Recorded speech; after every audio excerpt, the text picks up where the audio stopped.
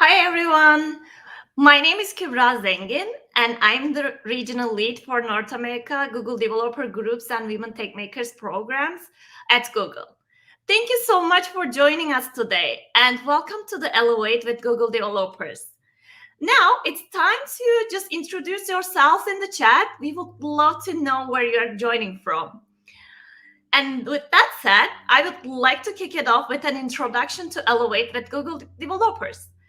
Elevate is a full year applied skills program that we are going to host great speakers on a monthly basis on the themes of how to transition to a new career, how to grow your career, and how to grow yourself as a professional.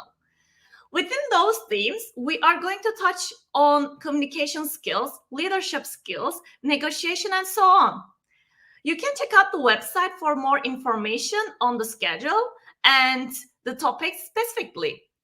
With every session, you can incorporate your learning to your professional career and take it to the next level with some workshops and presentations that we will have throughout the year. We are thrilled that you could join us for all of the sessions moving forward, and we hope you all benefit from the content. Housekeeping for today. As this is a great guideline for all of our events, I would like to remind all of you that let's be excellent to each other. To that extent, please follow all the community guidelines on our website and the links we share on the chat. Secondly, add your questions to the chat. So that way, we can just have all of the questions answered by the speakers in our Q&A session. And last but not least, we are here to help with all of your questions. If you have any concerns or any other questions about the program, you can share with us at elevate-team@google.com. All right, let's get it started. Today's session will start with a presentation followed by a Q&A session. So you can ask your questions, like I said, during the presentation on the comments section, and we are going to address all of the questions in a timely manner to get answers from the speakers. Now, we are going to host two amazing speakers today. And without further ado, I would like to hand it over to our first speaker, Stephanie Canella, who is a technical recruiter at Google, and she will be talking about compensation negotiation. Welcome, Stephanie. Hi, everyone. My name is Stephanie Canella. I'm a tech recruiter here at Google. And today I'm going to talk to you about compensation and negotiation and how to advocate for yourself and get the best compensation package you can. There's a worksheet included in the session, so hopefully everyone has that. And if you don't, please grab it, pull it up, have it ready either to type into yourself, or if you printed it out, you can write in it. And we're going to go ahead and kick this off. I'm currently a recruiter at Google, but I've worked at various Bay Area headquartered companies, tech companies like Facebook and Uber. At this point of my career, I've extended over 100 of offers across the US, Seattle, Boulder, New York, Austin, some in Canada. And so I'm going to be talking about what I've experienced and hopefully giving you some information that would be helpful. So first, thank you for being here. It's great that you're seeking more information, and the better informed you are, the better of a position you'll be in.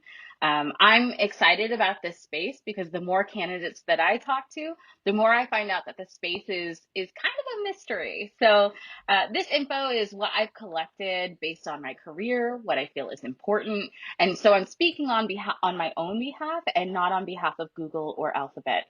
So within the next 45 minutes or so, I'm going to go through this presentation where we'll have a workshop woven in, where you'll push pause, kind of reflect, answer some questions.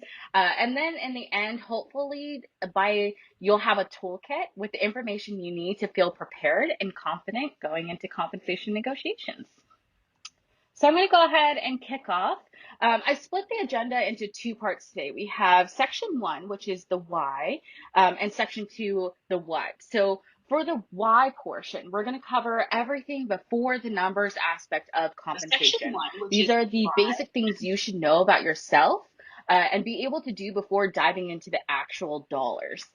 Making sure you understand this whole section make sure it makes sure that you understand the reason you're getting the offer in the first place, which is just as important going into the number section, which is the what. So the what covers the research that should be going into compensation, as well as what you'll need to identify about yourself and what you're looking for as you consider either the offers in front of you or the project that you want to work on or the comp that you want. And then also I'll cover some tips on what to do when you have an offer. During our time together, we're going to make sure we're either creating your toolkit, or if you already have your toolkit and you already have some of these things in mind, we're going to sharpen those things. So we're going to ask reflective questions and maybe ask one or two questions that you might have not already asked yourself. And all of this is so that way your toolkit, you can go in with it and feel prepared going into comp negotiation. So starting with the why. So we're going to help you hopefully understand your value and get your skills pitch under your belt. And to do that, the number one question that you should be asking yourself at the very beginning of this process is, who is your biggest advocate? This question is super important because who should be doing the work to make sure that your strengths are highlighted? What are you getting? Are you getting the best offer that you can? Is this the recruiter's job? Is it the company's job? Is it the hiring manager's job? The compensation team? Is it the interviewers? Who's going to be the one to be your biggest advocate? And think about this answer because it is really important. And hopefully your number one was you. You need to be your advocate. You need to understand your value. You're going to be the one to tell your story, your professional story, your working experience, your skill set. You want to be able to express what you bring to the table and showcase that you're knowledgeable and competent and also someone they'd want to work with. So talk about your achievements, talk about the things that you have done, the goals that you've hit, the awesome things about yourself. So that way, when you are talking about these things, your interviewer better understands, your recruiter better understands. And so while all of these people, the recruiters, the company, the hiring manager, the compensation, they're all there to help, you are going to be the one to drive that narrative of what your story is. Help those people identify your strengths. Help the interviewers and the hiring managers draw very clear lines on what you bring to the table and how that fits for what they're looking for. That way, when it's time for them to advocate on behalf of you in their feedback or in their meetings, they have the information they need to do that. And so you'll want to be able to tell your story, identify your strengths, identify what you bring to the table, and draw direct correlations to that skill set and the role. And so what should you be considering? This is all part of the why, right? Why are you in this position? Why do you deserve that compensation? Why? And so when you're looking at what you should be considering, you take a look at your resume. Your resume should be built off your achievements, not just a job description of what you were doing. So think accomplishments and your network as well. So say something instead of in charge of growing our X product use achieving X growth over X time. Instead of manager in charge of X product team, use managing team of X people who are leading X projects in X timeline. Kind of fill in those blanks as appropriate. Maybe instead of managing budget, you use managing budget of X dollars and reducing deficit by X dollars. So think of the things that you're doing and change it from job description to accomplishments. That way you best highlight your strengths in that area. So think about your years of experience, your work experience, your scale of work, and unique skills related to the role. And so as you go through this, look at your resume, look at your LinkedIn. If you are looking for a role, these should almost be identical. That way, you are explaining what your skill set is before you kind of start talking to someone. They are very clear on that. And so we're going to work on our first exercise. You're going to fill in questions 1 and 2. The questions are, what are my strengths? And how do these strengths directly relate to the role I'm applying for? And so this is where you're going to go to your worksheet. You're with these two answers in mind, you want to create a 30-second skills pitch, similar to like an elevator pitch, but specifically as you were talking to, say, a hiring manager or a recruiter or an interviewer on why you're a good fit for the role. Ultimately, this can be used for all of those individuals, or it's just a good tool to have in your back pocket. And what you're looking to do is to draw very clear lines onto why you're a good fit. So I'm going to take as much time as you like. It doesn't need 10 minutes, but go ahead and push pause. Answer these questions. What are my strengths, and how do these strengths directly apply to the role I'm applying for?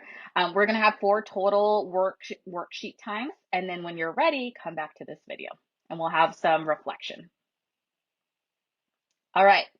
Hopefully you answered the first 2 questions. And so some of the reflections that you should have on these questions is think about your tone. How do you come across as you're doing your 30-second skills pitch? Are you coming across like you are well informed and well spoken in what your accomplishments were? Does it have a flow, or is it kind of sporadic? Are you pulling from here and there, or does it kind of flow together and tell a story? How long is it?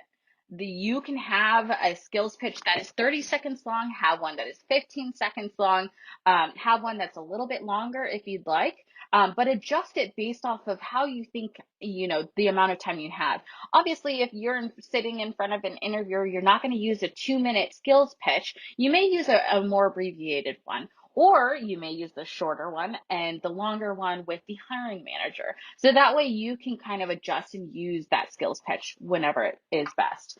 And then, are there concrete examples supporting your statements? Just similar to how we talked about achievements. I am organized. Okay, how are you organized? Think about how you can provide concrete examples of how you've shown that you are an organized person. These reflections, now hopefully you have that, skills pitch in your toolkit, because now we're going to go on to the what. And so the what, this is the larger section of what we're going to talk about today. We're going to cover the research that needs to be done with regards to comp packages, things outside of numbers to consider, and what to do once you have an offer. And so, while you're here, compensation packages. The number one question that I get asked as a recruiter in my time in the industry are, what are some tips and tricks to getting the best compensation package? And my answer is always the same. It will forever, no matter what company I'm at, stay the same. Have a plan before going in. Do your research. You should not be getting all of your information from the person that you jump on your first call with. You should have a plan going in. And we're going to go over the research that you should be doing. And so questions 3 through 5 helps you identify that research, helps you get kickstarted into what you should be looking at. So with the research, some companies, location, roles have very clear brackets of compensation that they're offering for the role, and some are able to tell you those. Well, some are purely performance based and negotiation based. In my experience, it is region based. So in some regions, it is performance and negotiation based. In some other regions, it is show proof of your current comp, and that's what we will use. But hopefully throughout your research, you'll discover what region your policies are when it comes to compensation. And if you are in that negotiation piece, you can navigate, based off the numbers that you've done, how to navigate that negotiation piece more effectively. And so questions 3 through 5 is, what does the market pay for the role you're being considered for? What does this company pay? Considering level and location, impact package. Someone, say, in the Bay Area who's a software engineer is going to be paid different than maybe someone who's sitting in Austin at a more junior level. And so those impact package. So you'll want to make sure that you're doing the right research based off of the level and location included. And then number 5, what is the company's compensation structure? And so every compensation structure is different. Some companies, they give a more generous salary because they're not offering bonus or equity. If you're looking at a startup, they're pre-IPO, and so they may give you options, and so majority may be in the base. You really have to kind of look through and see what the company structure is, so you're well prepared on what you want in each section. And so as you start to do this research, remember that this is the whole point of the research is to give you an idea of to kind of give you a holistic view of what you can expect. And so there is a difference between research and truth. And so as you do this research, some people use Bureau of Labor Statistics and ONET. Most people think of Glassdoor, Salary.com, etc. And it's important to acknowledge that these sites do share unvalidated and crowdsourced data. So inherently, you shouldn't view the information here as gospel, but as an indicator. So if you have colleagues or folks who are in your network, ask them if you're comfortable on what they make around compensation, keeping in mind years of experience can be different, performance within on-site interviews can be different. Whether they perform well in the company and they have good performance reviews can kind of change that compensation. But these are all important factors that you can view the info to get a more holistic view of compensation. So talk with your recruiter. Based on the research that you're doing, are they saying similar numbers that are in ballpark? This will help you build out your compensation expectations. So go ahead and do answer these 3 questions. This is another worksheet time. It's questions 3 through 5. We went over the 3 questions. Feel free to push pause again, work through these. It may be longer than 5 minutes. Go on all the sites, do that in-depth research. If you want to do this later and come back to it, you can. Then there will be some reflection afterwards. And so some of the reflections that we have here for these questions is, are they close to what you're looking for? Did you find a range that was too large? Sometimes some of the candidates I talk to, they can say, yeah, I was looking on, X site, and I think that this role is somewhere between $100,000 and $200,000. That's too large of a range. So try and do a little bit more research to really narrow down where you should be landing within a bracket. Did you have to do any research on any specific structure? So for example, if you haven't had post-IPO equity before, do you understand what that means? Do you understand the complexities that are included, especially if you're considering one company that offers, grants or equity for that company? Do a little research on what that means, because total compensation, whether it be base salary plus, a bonus plus some equity or grants or options, that's what you're going to be getting by the end of the year from the company. So you'll want to understand every aspect within that. And then also ask yourself, is this also similar numbers that you have talked about with the recruiter? And so as you answer these questions and start putting these answers into your toolkit, hopefully it's kind of sharpening the things that you should be thinking about as you're going through the process. And so we are going to go right back into the worksheet. And this is where we're going to ask yourself 3 more questions. So what are your compensation expectations? And so compensation expectations can be based off of many things, but ultimately these are the numbers you're looking to make in your next role. So to calculate these, you can factor in what you're currently making, how much of a bump you want to make, if any. In some regions, and this is where regions comes into play again, in some regions, they're not allowed to ask you what you're currently making. So check on that and see if the region that you sit in can do that. And so if you are going off of compensation expectations, even if they're not asking what you're currently making, kind of have that number for yourself. And so regions change policy on whether they can ask that. Again, kind of what I talked about before. In the US, the policy will be different in, let's say, Canada, where Canada, I have in my career seen where we ask for proof of compensation. And so make sure you're doing that research into that as well. But if you're in the negotiation bucket, you want to have 3 numbers in your back pocket so that way you are ready. So number 1 is your shoot for the moon number. This is question 6. This is a realistic high number. This is not, I want $400,000 a year. It's something realistic within the bracket that exists for that role in the location and level for that role. And so the idea here is that it's realistic for them, for whoever you're talking to, recruiter, compensation team, to take seriously, but it is also high. So it is something that they're going to try and work towards. It's not too high where it shows that you're maybe not doing as much research as you should, but it is enough for the shoot for the moon. And then the second one, question 7, is your happy bracket. So if it falls into this bracket, I would be happy. And then the 8th one is your walkaway numbers. This means this role was great, the company is perfect, but financially, I just can't make this work. And so you want to figure out these 3 numbers so that way when you do your research, or when you get numbers put in front of you, you already kind of know how you feel about them.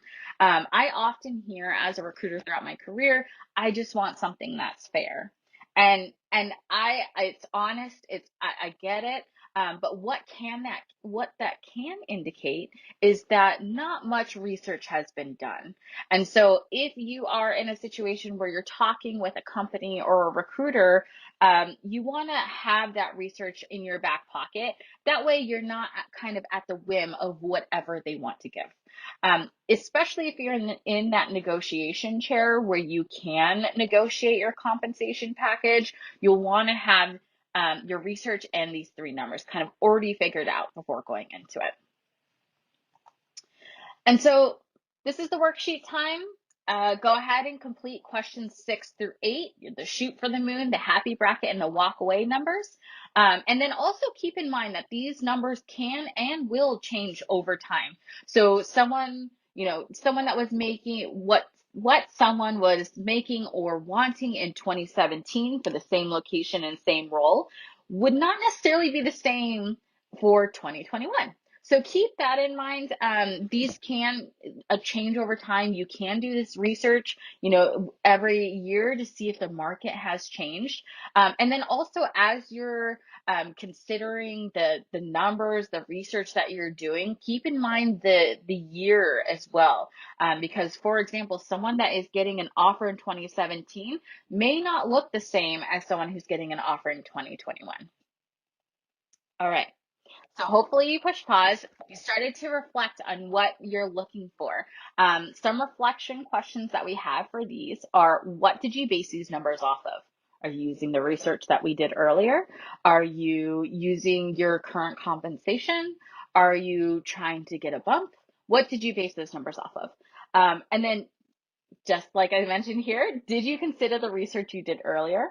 And then what are you going to choose to communicate? That's also another big one, is are you going to choose to communicate only your shoot for the moon, the shoot for the moon and maybe a fraction of your happy bracket? Or are you going to be very clear and say, look, like I can't do anything less than this. This is what I want though. So you kind of choose what you want to share with whoever you're talking to if you're already in that compensation chat. And so some people only share shoot for the moon. Some people share shoot for the moon and their happy bracket. I find the candidates that I work with, the more transparent I am or they are with me, the better I have in my toolkit to advocate for them. But kind of figure out, based on the company that you have either the offer with or that you are trying to get a negotiation with your comp with, how they would react based on what you share, and then determine how much you want to share. But now you have these three different numbers where you can see how you feel if the numbers were to change. And so I've been given an offer. Now what? As you can see, a lot of this is pointed towards you interviewing for a company and you getting an offer from that company. And so this is focused on new offers. If you are looking at just negotiating your comp to your current company because you want more, some of this can still apply. You still want to do the research into the market data so that way you're prepared for that conversation going in. But for the sake of getting a new offer, now what do you do? And so, number one, celebrate. You got an offer. That means that you went through the interviews, all of that is done. You went through the different approval processes if they have them. And so that means that they're invested in you. They want you to work there. So number one, celebrate. You got to celebrate these wins. Otherwise, it's not going to feel as good. So celebrate that you got an offer. Once you have done that, then you start, okay, now that you got the offer, you celebrated your win, compare it to your research. Does it reflect the numbers and the research that I did for my ladder, level, and role? And then accept, pause, or reject. So you can either accept the offer. If this is something that was like, wow, your research actually says that this offer is much more solid than that, then you can accept, you can pause, and that's where, we talk about it later in the slide. If the offer is lower than my expectations, what do I do? So you can pause and try and negotiate, or you can reject. And if it's something completely out of the ballpark, if it's something that you cannot even consider, you can have the option of reject. My recommendation would be to negotiate before rejecting, but these are your three options. And so if your offer is lower than your expectations, what should you do? Number one, thank them for the offer. You want to always put your best foot forward.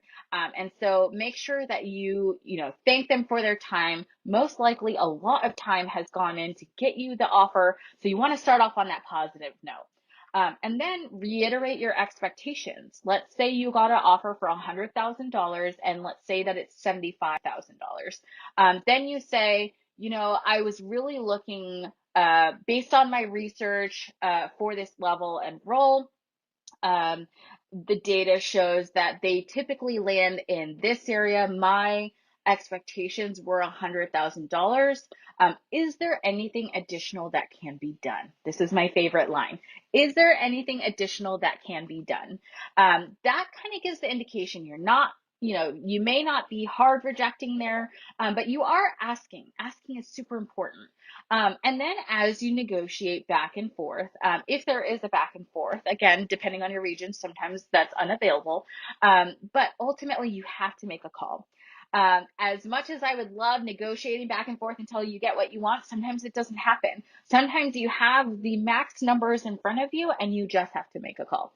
And so make sure you're going through that process. We're going to talk a little bit more in the next slide and on of what you should be considering as you have this offer in front of you. But this is kind of the workflow of what you can expect once you receive an offer. And so once you receive an offer in hand, you gotta, take it back to the research. This is where I'm also taking it back to the research. This time, you're researching what is offered outside of the numbers. And so you're like, but it's all about the numbers. This is what this session's all about. Yes, but there are some benefits. There are some items that sometimes we can consider above numbers. And so something, or that equal to numbers. So something, for example, would be like benefits, 401k, health, transportation. For example, if a company provides transportation, that is, let's say it's a bus, or they provide Ubers or credits or something like that, or they credit you for the public transportation. Take that cost and break it down weekly and monthly. And what are those implications of you saving that money? Yes, it's not part of the initial offer, but over time, it will save you money. And so you want to start doing this outside of the initial offer, outside of compensation. What does the role offer? And so another example could be free food. If they offer free food for breakfast, lunch, and dinner, or maybe just lunch, or maybe just breakfast, how much does that save you? Your grocery bill goes down. And so the offer, that's where you have to kind of weigh if the offer is maybe a little bit lower, but they have all of these amazing benefits that save you money over time. Where does that kind of bump up in your overall cost savings, right? And so there are benefits that hold monetary value, but aren't considered in the compensation package. And so it's something to consider in addition to comp numbers. Location is on here: company culture, team dynamic, project work, role, benefits, location. These are all important. Your commute, how much you're spending on gas. Again, if they have transportation, we talked about 401k. There are a lot of different examples. And so here are some of them. And so what does the role offer in terms of team culture, commute, work-life balance, work from home flexibility, 401k matching? Is the offer a little bit stronger, but they don't offer 401k matching? Or is the scope of work not there? You have to decide what's most important to you and where your priorities lie in what the company is offering. And so I'm going to share a little bit about myself. When I was looking for a role, these were my top three. And so number one for me was the project work and responsibilities. I wanted my passions to align with what I was doing full time, right? So I'm working 8 hours a day. I want that to be something I'm passionate about. So am I going to be aligned to something that I'm passionate about? That was my number one. My number two was the company and team culture. So, is it a culture that I can work long term? When I was looking for a role, I wanted to be there for the next 5 to 10 years. And so does that company culture and that team culture that I will be on, does that allow me that much time at that team and at that company? And then lastly, but not least important, is compensation and benefits. I'm not gonna lie, the money had to be there. So that for priorities, those three were important for me. I wanted them to align. There are others to include, like being able to work from home, a shorter commute. If you're in the Bay Area or New York or some of these larger cities, you know how important commute is. And so, I want to make sure that aligns. PTO, does the company offer PTO? Do they have unlimited PTO? And if they do have unlimited PTO, is the company culture aligned where you can take that PTO, or is it kind of discouraged, even though it's unlimited? 401k matching, that kind of aligns with the benefits, but there's a lot to consider here, which leads us to question 9. And this is the last question on your worksheet. But what I want you to ask yourself is, what are your priorities in the role that you're looking for? What are your need to have items, and which items are you flexible on? So go ahead, pause this video, and then ask those questions to yourself. Write them down. I gave you some examples on a previous slide. If you want to rewind and look at those are just some examples. There are many, many more. But go ahead and answer these for yourself. That way, again, when you have an offer in front of you, those other extensions come with that offer.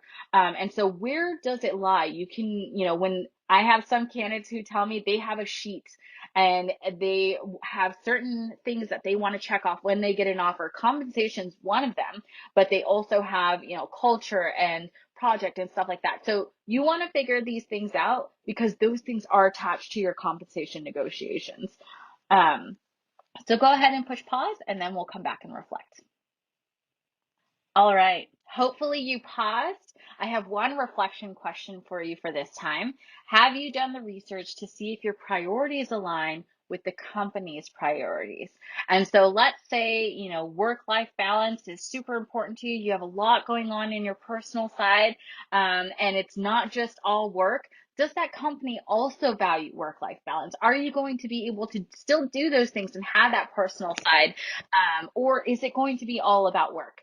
And so do your research. Once you have identified your own priorities in the role you're looking for, and the need to have items and the flexible items, see if those align to the company. See if you're going to be able to keep those values and those priorities a top priority. And so we're wrapping up here. I've listed some additional tips for compensation negotiations. Number one on here is negotiate. The biggest mistake you can make is to not negotiate at all. So even though you may not get the exact salary that you want, you can still learn from the experience, and potentially even get more than the original offer salary. If you're still having trouble asking and negotiating, try thinking about someone else here. So research from Columbia Business School shows that people, especially women, tend to do better when they negotiate for someone else. In preparing to negotiate, think about how your requests will impact those around you. It's not just you, but also for your family and your future. Even it's also for your employer. After all, the longer after all, you'll be a lot happier in the long run with your position if your compensation is there. You'll be more likely to work hard and be successful if you are happy. The next one I have here is don't fear the no. Don't fear the no. Try, ask, don't leave money on the table. Even if you're happy with what you got, ask if there's anything left that for them to do to make you feel more comfortable signing the offer. If it's a no, then you maxed out, or you potentially maxed out. If it's a yes, then that's more money that you didn't have before. But going back to it, just ask. And then timing I have on here. These are some of the common questions that I get. When do I discuss compensation? When do I know when to stop negotiating? It can't be always a back and forth. And so when to discuss compensation, the earlier you get an idea of what the market pays, the better. That way you have an idea if it aligns with what you're looking for. For the deep dive, I always tell candidates, focus, obviously you want to perform well in the interviews. That's more important probably than the money, because you're not going to get to the money part if the interviews didn't go well. And so focus on those interviews, focus on that preparation. If you walk away and you feel like they really went well, do that deep dive. Just like you prepared for the interviews, prepare for this conversation. And so do that heavy research if you feel like it went well. But you should have, even before the interviews, you should have a general ballpark going into the interviews. That way you still have some preparation when it comes to that. And then when to know when to stop negotiating. It's all about data points. If you have new data points to show, let's say you just got a competing offer and this is new data that you want to show, then yes, keep negotiating. If you don't have new data points, then everything's likely already been considered. You've already said everything. They've already considered everything. And so a good negotiation is when both parties walk away having given something up, but neither more than the other. And so as you go through that negotiation, try and determine when that time is. Have you already given everything to consider? Do you have new data to consider? So that's why you're going to keep negotiating. But that's when that's when you'll know. Another one here is be brave. You are a late stage candidate, especially if this is new. Again, going back to this being a new offer that you're getting. Remember that you're a late stage candidate. Have that that confidence going into it. The company is invested in you. They have spent X amount of hours interviewing you, writing the feedback, reviewing it, and now they're extending an offer. So keep that in mind. They are invested in you. And then let your passion for the role stand front and center. You want to make sure that they know that you're excited for this role, regardless of how this plays out. You want to make sure that you let them know how excited you are for the role. And so by the end of this, you should now have quite a few things in your toolkit. You should have your 30-second skills pitch. If you have adjusted that to longer and shorter, you have those as well. You can give those to recruiters, interviewers, hiring managers, whoever it may be. You have your market rate for the role you're looking for. With the company, with the level, the location. You have your own personal compensation expectations. So you know where, based off the research, how you feel about them, when you should push, what you expect. And then you also have your priorities, all of the things that are attached to the offer that aren't necessarily numbers within that offer.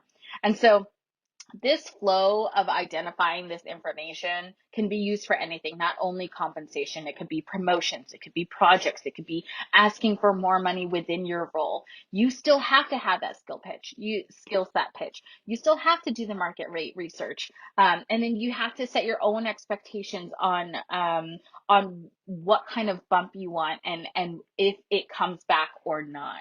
And so this can be applied in so many different ways.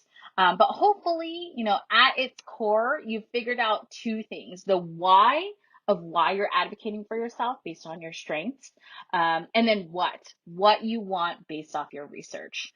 I hope this has been helpful to you. That's all I have for today. I will see you at the Q&A. I'm excited for your questions. Again, this information is based off of my career and what I feel is important. I'm speaking on my own behalf and not on behalf of Google or Alphabet. And so as you can see in this presentation, it's a collection of information. Hope you enjoyed this presentation, and I will see you soon.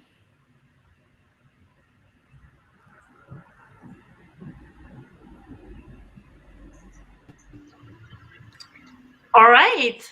Okay, welcome back, everyone. So right now we are going to have our Q&A session with Stephanie right now. And then actually, before we jump into the Q&A session, I would like to share a fun fact with all of you.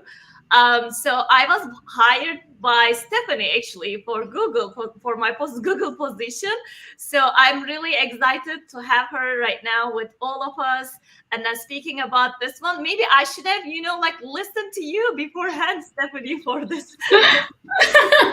No, you did great. You advocated for yourself. I think that's what the big message is here to get across, is to be your own advocate and ask. That will likely be the majority of my answers here today, is just ask, don't be afraid. But I'm ready to kick it off if you are. Cool. Okay, perfect. Let's start with the first question. So how do we get this device for going for a promotion and raise at your current company? Awesome question. So this same, I think I mentioned it in the in the video as well, but the same format can be used for promotion and for projects and raises as well. You have to know what research, you have to do the research. You have to look into the numbers. If you're looking for a promotion, what are other people doing who are at that level? Are you doing that research? Are you hitting those bars of what other people are doing at that level or at that title? So doing that research, looking into the numbers of what they're getting, again, doing that aggregated data of all the different sites. And then same for raise. You got to have that skill pitch. If you don't have that 30-second or 2-minute, again, you could adjust it. If you don't have that skill pitch, when you ask, you're going to be like, well, I just want it. And that's not the most compelling way to ask. So having that skill pitch, doing the research on what other people are doing on that level or on that title, and then having that skill pitch ready to ask of why, the why portion of why you deserve the raise. And you could also do this with projects as well. Some people want to work on bigger projects with more scope. It's the same kind of format. Perfect. Thank you so much, Stephanie. So this is really, really helpful, even for me. So And I tell myself the same thing sometimes. I'm like, okay, what is the best step here of how to do this? So it's something I constantly tell myself. love it. Okay.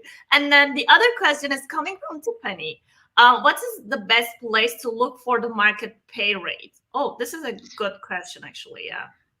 Yeah, so I would say there's not one source of truth. If you can find similar data on multiple platforms, that's where you're going to get the closest to your answer. And so, as I mentioned, when you're doing your data, you don't, if the role is, let's say the role is offered typically between 100,000 and maybe 120,000 or 110,000.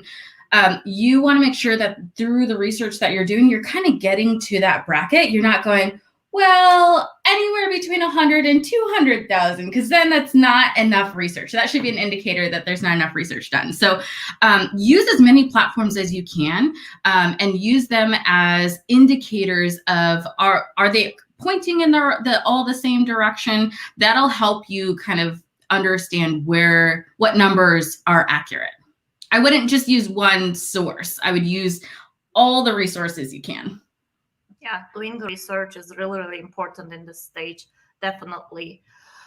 So the next question on choosing compensation packages. What if the company is a startup? Yeah, usually in a startup environment, the developer has to do almost everything for a small or medium compensation. Yeah, so startups, it is a little tricky because there may not be as much data of what people are getting at that startup. And I remember too, startups can range from a 1 to 2 person company to hundreds of employees, technically for startups. So if it's ranging on the hundreds of employees, there may be more data, but startups in general, I would look at what that market rate is for startups similar to that startup, because they're also if they have compensation teams or if they're trying to define numbers for their employees, they're already doing that research. They're saying, okay, in other similar roles like this or in other similar startups, they're paying this much. This is what we're competing against. Can we do that? And so if you're doing the research on similar startups, you may start to get closer to what that startup is looking to offer. And I know there was another question about like compensation structures. Ask for that because startups have all different kinds of compensation structures. This is, the comp packages, they could be all base salary. They can offer you, pre-IPO equity. And so start to do that research. I'm probably going to say research like 100 times during this because it's so important. But yeah, do research on other similar startups. And then when it almost seems like this is a 2-part question, a developer having to do almost everything for a small or medium compensation. I think that's where your 3 numbers come into play. Your shoot for the moon, happy bracket, and walk away.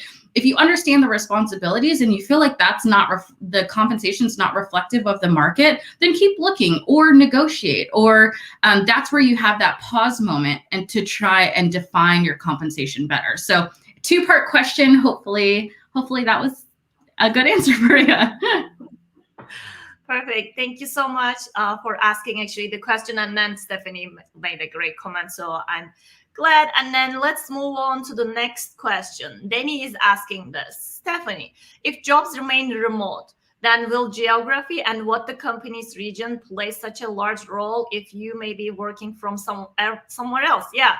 Like, I know this is a hot topic for everyone, yeah. Like in the world right now. So yeah, let's hear from you, Stephanie. Yeah, good question, Denny. So one thing to note with working in tech and during our time, we haven't been through a situation like this. So a lot of companies are adjusting and trying to figure that out now or are, adjusting to this new environment. And so they may already, depending on the size of the company, if it's a startup, they may not have as much research. If it's a larger company who's, has hundreds, thousands employees. They may have well-defined thoughts on this. It's going to range based off that company. But also think about it in a sense where if someone is living in a very large city hub, let's say, New York, Singapore, London, these very large cities, what they're going to get paid, even if we are remote, could be different than someone who is living in a much less populated area, where the market isn't as strong. What the market pays for that role isn't as strong, and so I don't have a defined answer for you, Danny, and I think that's because this climate and situation is new, and all companies are kind of adjusting to it. And so I think that moving forward, they're going to start doing more research into what the market is in areas they haven't done before. So I'm just as curious as you are as everything unfolds, depending on what region you're in, when you're going back into the office, or if you're taking up remote roles. So I have my eye on this just as you do. That's true. The world is right now like transforming to a new era, I guess. So like everything is kind of shaping with all of us. So I agree. So this is perfect. And then we have still 10 minutes left. So we are going to continue before our next session. Elliot is asking, how do you deal with fears that they will say no to your number and keep your leverage? What has really hurt candidates when negotiating that should be avoided? Good question. So there's two here. I'll answer the first one first. So how do you deal with the fears that they say no to your number and keep your leverage? I'm not quite sure what keep your leverage means, but the fear of saying no is very real. And I'm not going to act like I've never been in that situation. I definitely have been in this situation where I'm like, do I ask for more? I don't want to lose this opportunity. And I think a lot of it has to do with delivery. The person that you're talking with, you're likely a late stage candidate, or they're considering your promotion, or they're considering you working on it. And so they would like to make it happen. And it depends on what kind of partnership you have. So I have had candidates where it was a difficult partnership, and it was a difficult partnership. And so if we could not match what they were looking for, I would tell them like, hey, we hit our max. But the fears of saying no are definitely real. Keep in mind that you are a late stage candidate. Keep in mind how you deliver it makes a ton of difference. If you say, based on my research, I've seen this role go for X. I was really hoping for the numbers to be closer to that. And this is my favorite line. Is there anything else that can be done? It's not low pressure, but it's not saying I don't like the situation, I'm going to decline the offer. It's saying, what can you do to make me feel more comfortable to sign this offer? And so ask that, getting past that fear is big. I think Audrey mentioned practicing asking is a big deal too. And then also the thinking about negotiating for someone else was also something. If you're having difficulty negotiating for yourself, think about negotiating on behalf of your family. Like, what does your family need? What does your significant other, what does your future self need in order to feel comfortable? And then the second part, what has really hurt candidates when negotiating that should be avoided? If you're unhappy, say something. Say if there's anything more that can be done. Stay in communication. Some candidates, we don't hear from them for a long time. There have been situations where I haven't heard from candidates in a long time, and it makes it very difficult to work with them because then I'm like, well, if they're not talking to me, then I can't do anything. I'm their partner. And so that's one. Two, I think probably the biggest thing is not doing your research. That can really hurt you in negotiating, because if you're asking for something that's way out of bounds of what can actually be done, then you're kind of going in, showing all your cards and saying that maybe you haven't done the research that you're supposed to do. So they kind of think, oh, you know what? I don't think they understand market rate. we definitely can't hit this, maybe they won't come back as strong. So I'd say those are probably the two. Okay, perfect. Thank you. This was like an extensive like answer. So perfect. Yeah. Thank you. Sorry, I'll try and go quicker. No, that's all good. I think these are really useful like questions and also like answers. So we need to deep dive into all of the questions and answers, definitely. So and also like Stephanie will be spending some time after this session like to answer if there are any other questions in the chat that we cannot answer live. So feel free to put your questions on the chat, and thank you, Stephanie, for doing that. So Jennifer is asking, if you have no experience or limited experience, how should you set your bracket since they might use the practical skill section to try to lessen the pay? Yeah, so I mean, if you're in the late stages, they're invested in you. They've likely spent many hours on trying to get you through the process.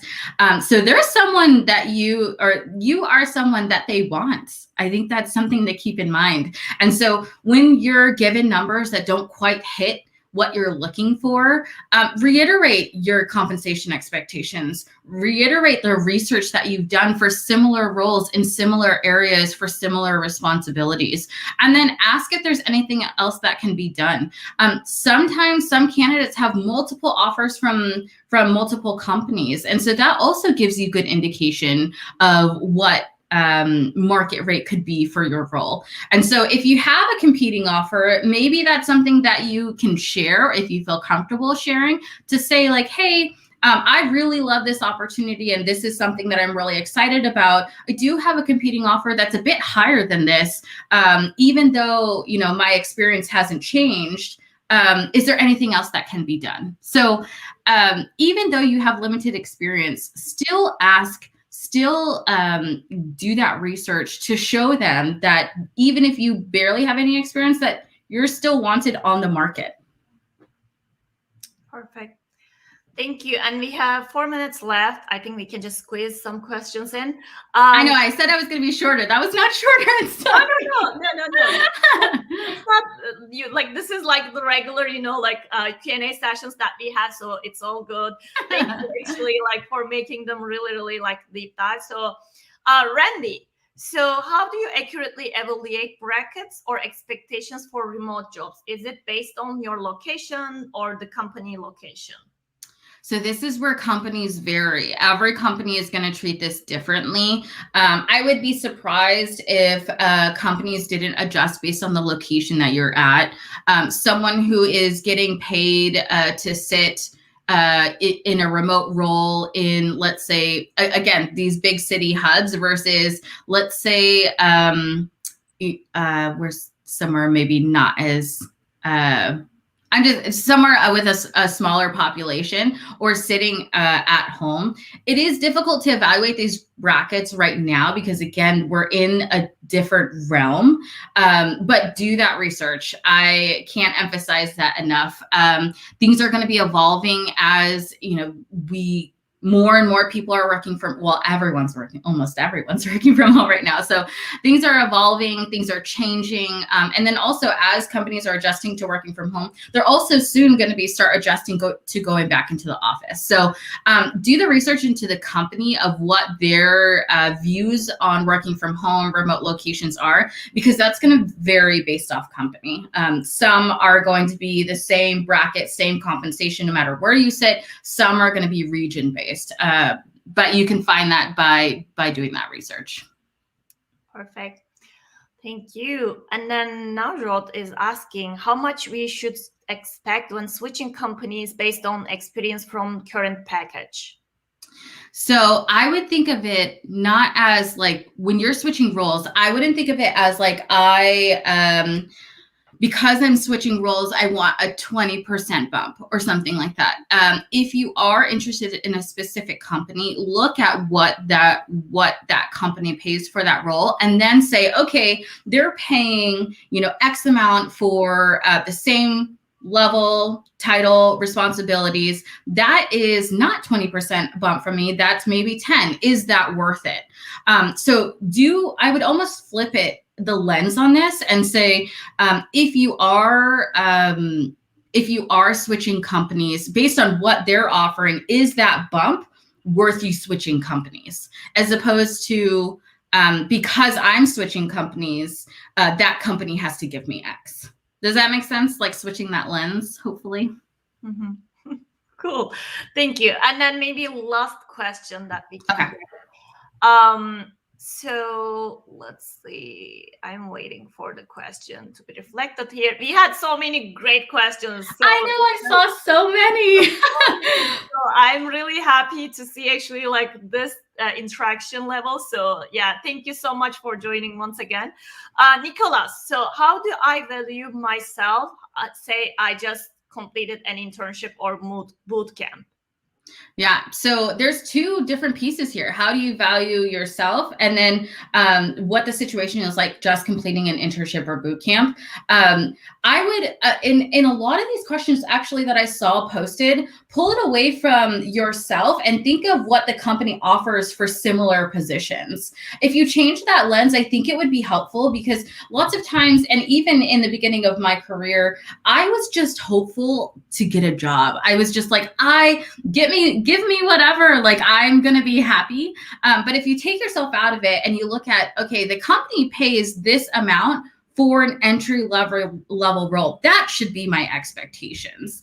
And so even if you've completed an internship or a boot camp, what do companies pay for junior level roles or for career changes that you would potentially be entering into? That's the research that you should be doing. And then when you're looking at your skill pitch, I also mentioned this in the chat, is lots of times look at your passions. What are you passionate about? Are you passionate about, building products? Are you passionate about a specific coding language, APIs? Like what specifically are you passionate about? And most likely your skill set is very similar to that passion. I always think of it, and I'm gonna out myself here a little bit, but like Sims, the game, you have these little characters and you up level them by doing something. So let's say they're doing a chemistry set and they get better in chemistry because that's what you're passionate about. So that's how you can look at it, is like your passion in the space lots of times connects to the skill set that you're good at. So look at that when you're trying to create your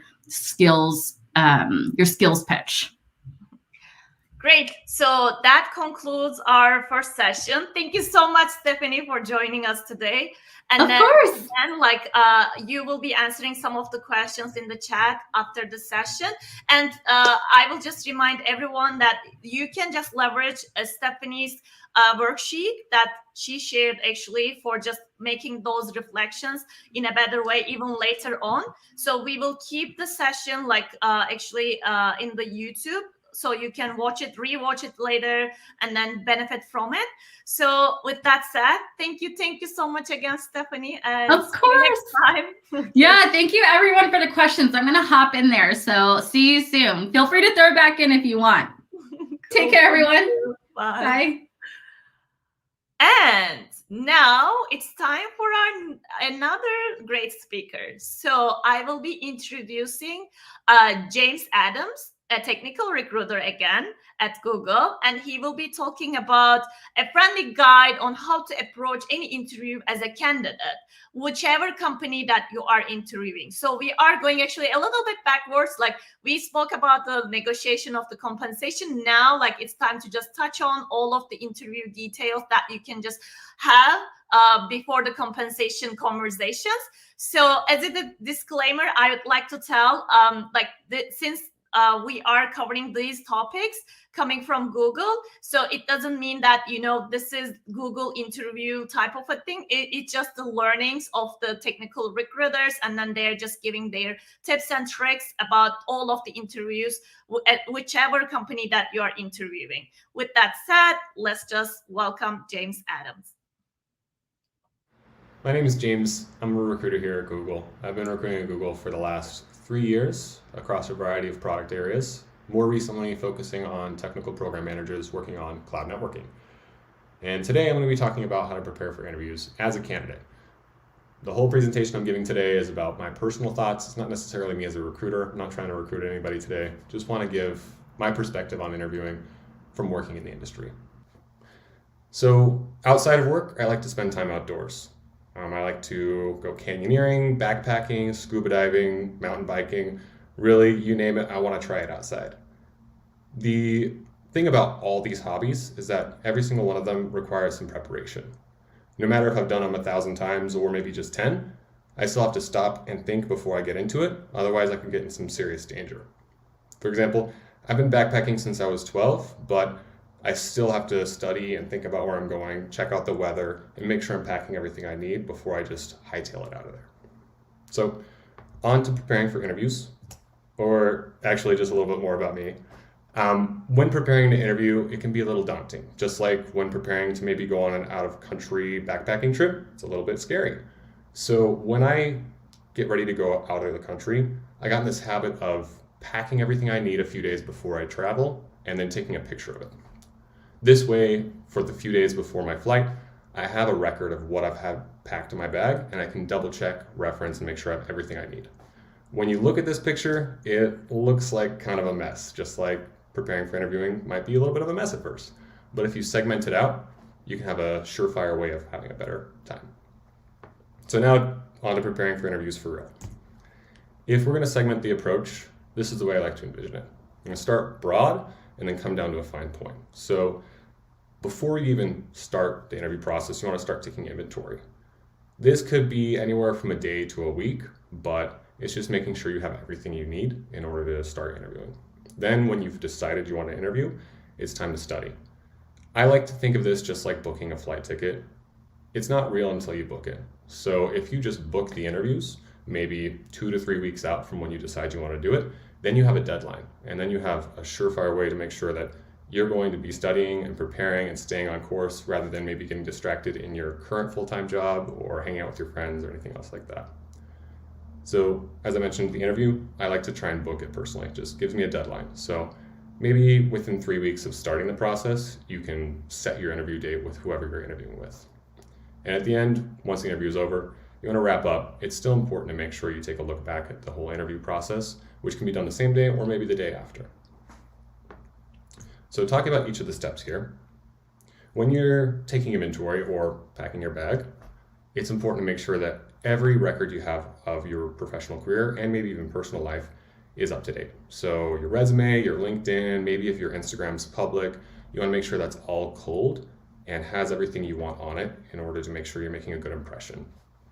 One of the past Elevate sessions with Elizabeth Morgan was updating your LinkedIn and resume. That was a really awesome session. It's its own session. It's its own long 30-minute, 1-hour session. So highly recommend checking that out so you can get all the fine details on how to update your LinkedIn and resume to have an impactful profile. After you're done making sure your resume and LinkedIn and everything's up to date, you want to maybe start taking note of the skills and tools you already have that are best suited for the role. What makes you compatible for the company, the position, or maybe the organization that you're joining? What's your best skills that you have to present during the interviews, and how can you make sure that when you talk about it during the interviews, it comes out in a cohesive and clear way? Second to that are aspirations. In my experience, most companies want to hire someone that can hit the ground running, but they also want to hire someone that wants to make an impact and wants to learn. So after you've been able to take inventory of what you have to bring value to the company, you can start thinking about what you want to do in your career next. That's the extra shiny little piece that makes you an awesome candidate. It's not just, I can hit the ground running in X capacity, but I can hit the ground running in X capacity and I want to learn about Y product or Y tool. This shows that you have an initiative to continue self-development. After you've taken inventory, it's time to start preparing. This is that 2 to 3 week timeline I was talking about earlier. And before you get into the nitty-gritty, just maybe doing coding exercises or practice questions, I think it's really important to check in with yourself for both your physical and your mental health. Maybe the night before the interviews, you don't want to slam a pizza and drink some beers with the boys. Probably not the best idea, but if you can take a step back, check in with yourself and make sure you're physically healthy and mentally sound, you can make sure that you're going into the interviews with full confidence. After that, you can check out what resources are available to you. If you were referred in for the interview, you can check in with your referrer, your friend, and see what it's like to interview the company, what it's like to work there, what they enjoy about it. Maybe a recruiter like myself has reached out. At that point, you can get the recruiter on the phone, you can ask them a few questions, and you can listen to hear what they have to say about interviewing and how to prepare best. Or maybe this was a long shot. Maybe you just applied for a role online and you got lucky and you got called in for the interview. If that's the case, then you can always do a little research online. You can find a blog post on the company website, or you can network. You can reach out to your friends and you can see if anybody they know works at the company you're interviewing with, and if you can get connected with them to have a little conversation. Aside from that, if you haven't interviewed recently, it's really important, in my opinion, to do a mock interview. If you want to meet with someone that you trust that can give you honest feedback, you can have them do a fake interview with you and tell you what you appear as from an outsider perspective. That way you can make sure you tailor your approach or you take any useful feedback to have the most successful interview. If you don't have someone you can do a mock interview with, you can always do a mock interview with yourself. You can pull up practice questions, and as simple as it sounds, you can actually find a lot of really useful information just by Googling. You can just Google practice questions for whatever position you're interviewing for. Then when you're researching those practice questions, you can take the most impactful, curious, or challenging questions, record them all down, and practice yourself by answering the questions out loud and refining your answer each subsequent time. And lastly, this is a lot of work. It can be a few hours of preparation if you really are dialing in. So it's important to give yourself a little break. Maybe something to look forward to. Maybe if you like me, mandarin oranges, you can put a mandarin orange in the fridge. You can say, hey, after I do this for an hour, I'm going to go ahead and get that mandarin orange. Something to look forward to. Other resources I've been Googling and setting up mock interviews are books. So I'll admit, I don't code aside from a little Hello World and some embarrassing MySpace HTML back in the day. But from what I've heard across the industry, not just at Google, but at other tech companies, Cracking the Coding Interview is a really great resource for making sure you're preparing for a coding interview. One other thing I've heard is that it's dense. It's really thick and heavy. So it can be important to parse it out. You want to maybe just get whatever resource is useful for the position you're interviewing for, and then highlight the interesting points in the book or the challenging parts of the book, things that you want to really study up on. But don't overwhelm yourself. It's not like you have to read the whole thing cover to cover. Really just want to target on skills that would help you the most. If there isn't a book out there for the position you're interviewing for, maybe it's not a coding interview, you can always look at your favorite self-help book if you have one, or any other sources of inspiration you have. Whether it's Tony Robbins or a philosopher, you can spend a little bit of time listening to your favorite podcasts, books on tape, what have you, to get you in that mindset that you need to be in order to perform well. During the interview, when you actually jump in the room or jump in the video call, whatever it is, it's important to kind of maintain this solution-oriented mindset and get into this flow state. If you've prepared, a lot of the practice questions you've already practiced will come out easily.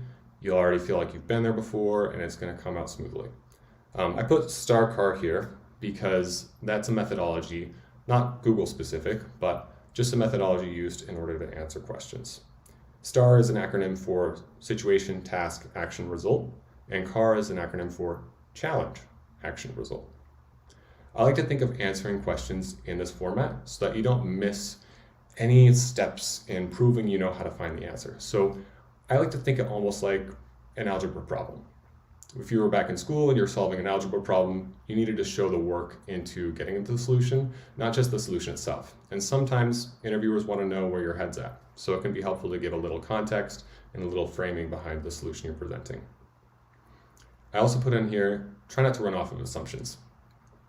I've been in a few interviews as a candidate, and I'm not going to name names. It wasn't Google or any other company I'm going to bring up, but I've been in interviews where I've had a knee-jerk reaction, had an assumption based off of an interaction, and it can throw you off when you get a reading in the room. It's important not to succumb to those knee-jerk reactions too much, but to kind of let it wave over you. So if you're ever caught off guard, you can always take a deep breath, pause, and think about it before getting to the solution. If you're really thrown off, it's sometimes important just to say it out loud. You can just say, hey, I need a second to think about this question, or let me take a moment to think about my response. That way the interviewer knows that you're taking time to really dial in and think about your solution rather than succumbing to a knee-jerk reaction. From here, I want to take a little segue away from this kind of sequence of ideas I've presented and talk about some books that I enjoy. This book called Behave by Robert Sapolsky is awesome. I listened to it on tape because I'll admit it's a little too dense for me to read cover to cover, but I really enjoyed it. This graphic on the left side was taken from the book.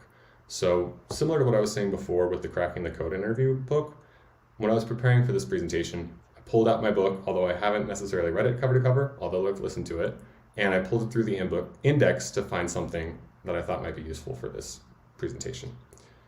The inverted U graph you see on the left is a demonstration on how humans react to stress. Beneath the picture of the book, you can see the quote there. If you haven't already read it, what do we call that optimal amount of stress? Being engaged, engrossed, and challenged, being stimulated, playing. So I like to think of an interview as, at best, an optimal amount of stress. Here you can see different thoughts I put to what you might experience in an interview. At worst, it could be boring or stressful. Either you've answered the questions 1,000 times before, you've coded the problems 1,000 times before in your current role, and you could do it in your sleep. And you don't really want to talk about it because you've done it 1,000 times, so you just kind of glide and give the answer kind of half-hearted. Or on the opposite, if it's too bad, then you could be stressed out. If it's something you've never solved for before and maybe you haven't done your preparation, you can start stressing out, getting a little sweaty, stinky, and feeling like you don't belong. But at best, you're excited. You get presented with a problem and you want to provide a solution. You want to really think about it. It's like a puzzle. Another example outside of interviews of that optimal amount of stress is scary movies, roller coasters, or going canyoneering. As humans, we always look for that kind of exciting, but not too stressful situation to put ourselves in when we have our free time. Another book I enjoy is Thinking Fast and Slow, also available on tape. And if you like talks at Google, the author gave a talk at Google about 10 years ago. That's really cool. I highly recommend you check it out. I don't have enough time to talk about the whole book, and I honestly don't know enough about science to talk about the whole book. But if I were to distill it into a synopsis, the book is about how we think as human beings and breaking it down into two fundamental categories, System 1 and System 2 thinking processes. System 1 is an intuitive or natural thinking process. It's something that's built up over time and conditioning. So when you see athletes like figure skaters pull a 1080 or a backflip on the ice and it looks so graceful and so easy, that's from years of conditioning.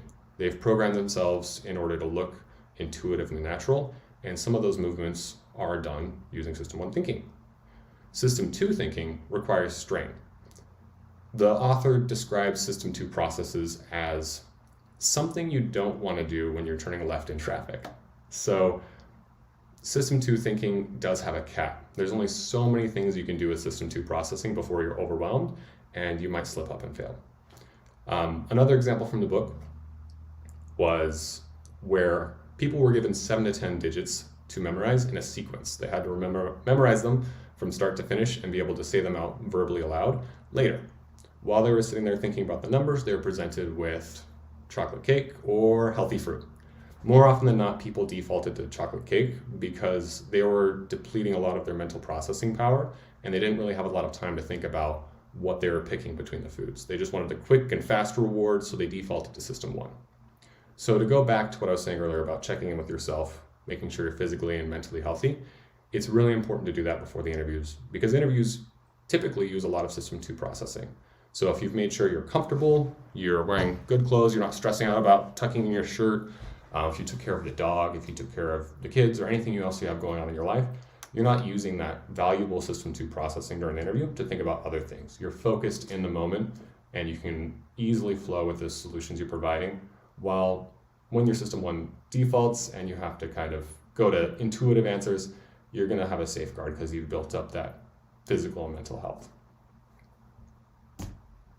So an example of System 2 thinking from the book is this riddle. And if you've already heard this riddle, that's awesome, but hopefully some of you haven't. A bat and a ball cost $1.10 in total. The bat costs $1 more than the ball. How much does the ball cost? When I first read this book, I got it wrong. And when I read the answer, I got it wrong again. So I had to stop and think about it. Algebra's never really been my strong suit. If you answered that the ball cost 10 cents, you're wrong, just like I was. The ball costs 5 cents because the bat costs $1 more. So the bat is $1.05, the ball is 5 cents, $1.10 total. Now, what's interesting about this book and this problem is when it was written, the author found that 50% of students that were surveyed at MIT, Harvard, and Princeton got this wrong. They defaulted to the System 1 thinking. They didn't really stop and check. So it's important to maybe take those moments to gather your thoughts during interviews, take a deep breath, think about the problem, and then answer. As I mentioned before, I don't code. I'm not going to pretend like I've coded. But in my limited experience coding, I can say usually use the System 2 processing unless you've done the same coding problem 1,000 times. So if you know how to code, you might be dialing me out right now and trying to figure out what's on the screen. This is another testament of System 2 versus System 1 processing. The more you have to stop and think, the less likely you are to be able to respond to more intuitive and responsive actions. Back to the structure of interviews. After you finish the interviews, you can wrap up. Maybe there's a couple minutes left at the interview for you to ask thoughtful questions. Earlier when I mentioned I like to start big and then go small with preparing for interviews, the inverse is true at the wrap-up. You want to start small and then go big. Do you have any questions about the position, maybe the team, maybe the org, or the company largely? What's a thoughtful question you can give to the interviewer that shows that you are very curious about the position and you would like to be in that position full-time for a long time? If you don't have any thoughtful questions, maybe the interview is pretty substantial in nature, you can sometimes ask a thoughtful and kind personal question, but keep it HR appropriate because keep in mind, most interviews are tracked and written down. So something like, what's your favorite genre of music? Or what kind of movies do you like? That can leave the interview on a high note, and you can both leave the interview smiling, both you and the interviewer. After you've left the interview, if you have the interviewer's email contact information, it's nice to send a little thank you note. That way later when they're writing up their feedback or they're thinking about how the interview went or they're comparing to other candidates, you pop up back on their radar. And if you had a good experience, then they have a chance to smile and remember that you were a good candidate. If you don't have their email and you can find them on LinkedIn, sometimes you can send them a LinkedIn message. Just same type of thing, thanking them for the interview and saying you enjoyed it, if you did. And that's it. I'll see you in the live Q&A after this. I also created a little extra source, if you want it, no obligation, that I created so that you can help prepare for interviews. Thanks. See you soon.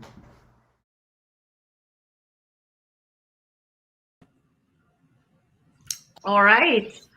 So welcome back again, James. And yeah, I would like to just kick it off for the Q&A part. And so we can just maybe start right away with the questions. Cool. Yeah. Thank you. Actually, like this was a helpful, session with all of the tips and tricks. So I actually read the book of Thinking Fast and Slow. I really, really liked it. I would recommend, just even from my own personal experience too. So yeah, I'm glad that you just, mentioned that book too. Awesome. Yeah, I have it right here. So. Oh wow, you have it over there. Yeah, how to get prepared for this. So. Perfect. So now let's start with George's question. Is there any benefit in studying the sort of known to be asked questions by company X or studying the interview algorithm questions in general? It's a really good question. I think that there definitely is a benefit to seeing what kind of trends exist for the company and or just broadly the industry. The one caveat I'd say to this is checking the dates by some of this information, because if you find something a little outdated, might not be great going to the interview with something that was asked 4 years ago, for example. But it is a great launching point, great way to get your mind in the right zone, for sure. Perfect. Thank you. So the next question, Nicholas is asking, talking of preparation for an interview, how would you advise someone who has received a short notice to an interview, say less than 24 hours to the day, and it's a technical interview? That's a challenge, actually. Yeah, definitely. Seriously. Yeah, that's got to be a little stressful. It would be hard not to immediately get sweaty palms and kind of freak out a little bit. But great question. It actually immediately reminds me of an engineer I talked to, I don't know, 3 or 4 years ago, and kind of similar to this, they went into an interview and they were planning on coding on a laptop for the interview, but then when they got there, the laptop didn't exist, and they showed them a whiteboard, and they gave them a marker, and like, all right, code on the whiteboard. The guy was not very happy, and he had to think on the spot and do his best. Turns out that the guy got the job, so it was really awesome for him. But in these situations where you have little to no notice about something that's going to happen, sometimes the best thing to do is, as I was mentioning earlier, kind of think fast and slow, stop, take a breath, think about what you're getting yourself into, and then prioritize your answer. If you have 24 hours, you might be able to come up with a really brief and quick roadmap to plan your attack. You can just come down with the top items that you need to study on, and then spend the 24 hours working on that. Perfect. Thank you for the tip. And Nicholas again. I guess it's the same question. So let's just wait for another question to just come up. Okay, perfect. This is actually coming from our team. Oh, sweet. Yes, Danny, who is on our team, so is asking, what would be a way for someone to control the interview a bit to put them in the best position to showcase their skills? That's a really good question, Danny. And I've just in my experience, not specific to Google, I've heard a lot about this. So one really good tip to show that you're maybe in control or you're leading the interview maybe is to ask clarifying questions. Sometimes if interviewers feel like they have to kind of push or poke or prod, the interviewers can feel like they're the ones driving and they're the ones pulling information out of the candidate. But as a candidate, if you're able to just ask thoughtful questions along the way, kind of check in with your solution, it shows that you're the one leading the solution. You're the one that wants to help the person asking you the question. I almost like to think of it like if you were already working at the company. If someone came to you while you're working there and they asked you for help, how helpful would you be in distilling and clarifying and understanding what the problem is? If you gave them like a blanket answer and then just went back to your work, sometimes that's not exactly what we need to solve everything in our full-time jobs. So kind of switching that mindset of like, if I was already working here, how would I be the best partner to this person? And then adopting that. Yeah. I think, yeah, it's kind of not only one-way communication, right? It's just two-way. So you can just kind of make it more interactive with the interview. So that way, like they can see and understand your skill set when it comes to communication too, just with those clarifying questions and then, like follow-up questions. And just that is really, really important. Like I remember, like from my own interviews too. So yeah, definitely. I think that's the point that we need to kind of, focus on when we are showing our skill set too. Cool. Thank you, Danny, for asking. So now Mohammed is asking, how did you get into recruiting, James? Wow. Okay. This is a good question. Yeah, this was fun. I'm glad I had this opportunity to meet with all of you. So my path into recruiting was a little untraditional, and the recruiter that taught me everything I knew baseline about recruiting said it best. He said, no one in recruiting grows up thinking they're going to be a recruiter. You grow up thinking you're going to be an astronaut or a scientist or an engineer. Like no little children are like, I want to be a recruiter, but you just kind of wind up in this position. For me, I've been working different customer service jobs. I've been working on the phone since maybe 12, 13 years ago. So I had a lot of experience just talking on the phone, doing customer support. And I got a job at a startup. At that startup, I've been doing customer service for maybe 7 or 8 years at that point, and I wanted something new. I was ready to make a change to my career. So I worked my tail off. I just took as many calls as I could, and I got involved in as many meetings as I could. And one day, the recruiter for the startup just pulled me off the phones and pulled me into a room and pulled up the stats on a computer screen. And he showed me that I had taken more calls than anybody else in the customer support department combined for outbound volume. And he said, what do you think about recruiting? You're obviously calling a lot of people and engaging a lot of people externally. You want to try recruiting out? And that's how I got my in. I just worked my tail off and made the right connection, and the rest is history. So yeah, it's a combination of everything, I guess. But when you are kind of, showing your own skill set, I guess that leads you to the right position, right, in your life. So, and then with the right time, with the right connections, it just makes to the point, I guess, that you are, benefiting in that reason. So glad that you shared your own story. So, and then let's just move on to the next question. Tiffany is asking, what do you recommend if interviews make you extremely nervous, which is obvious, and then almost start panicking? Yeah, this is a common question, I guess all of us, are thinking.